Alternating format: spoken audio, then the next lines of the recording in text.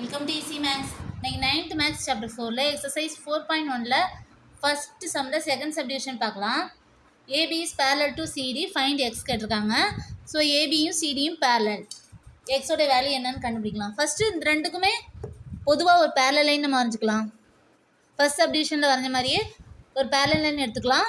So AB CD இருக்குது, EF போட்டுக்கலாமா?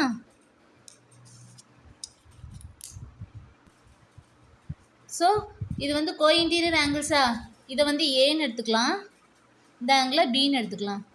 So AB is parallel to இஎஃப்னா 48 டிகிரியும் ஏயும் கோஇன்டீரியர் ஆங்கிள்ஸ்.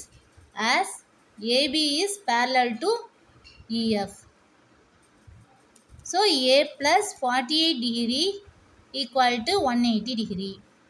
கோஇன்டீரியர் ஆங்கிள்ஸ் ஆர் சப்ளிமெண்ட்ரின்னு எழுதிக்கலாம்.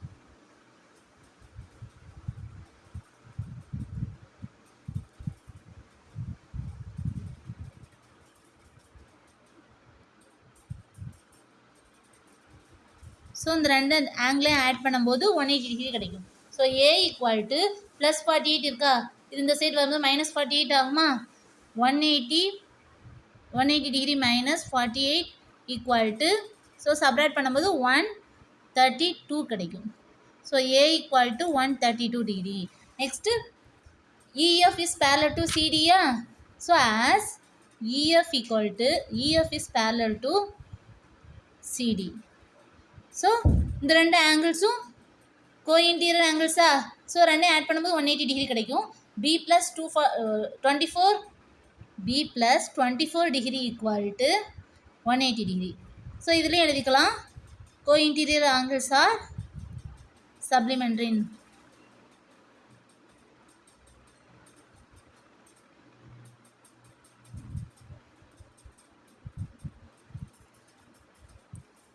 So B equal to 180 degree minus 24 வருமா?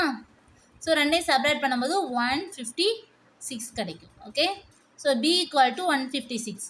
ஏயும் பியும் ஆட் பண்ணால் எக்ஸோட வேல்யூ கிடைக்குமா? So X equal to A plus B, 132 plus 156. So ரெண்டையும் ஆட் பண்ணும்போது 2வையும் 6ஐயும் ஆட் பண்ணும்போது 8, 2 3 5 ஆட் பண்ணும்போது 8, 1 1ஐயும் ஆட் பண்ணும்போது 288. x equal to 288 degree. Okay, next sum பார்க்கலாம்.